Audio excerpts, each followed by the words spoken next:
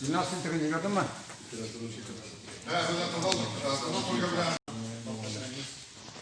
Dilnaz, kamera işleme. Ne? Baktır o da baktırıp arıyoruz galiba.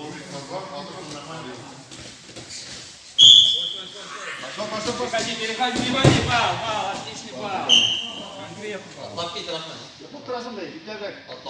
Быстрее надо, быстрее. Так, Виктор, давайте кашкармы без бірімізді. Ладно?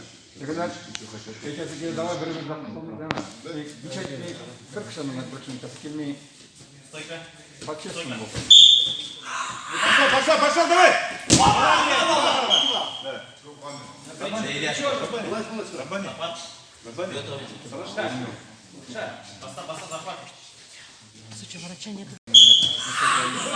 Обратно!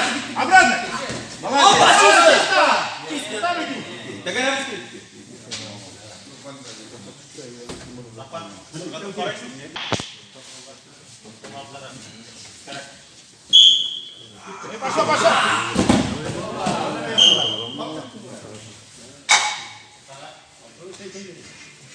Наоборот, я должен.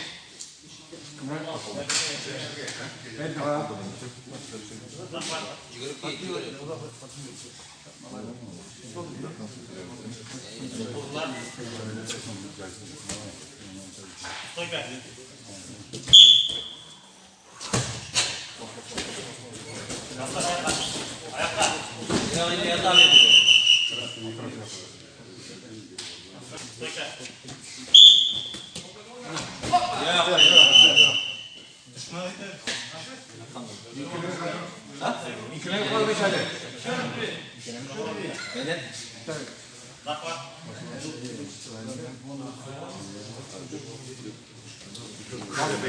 Dilnaz, sana istek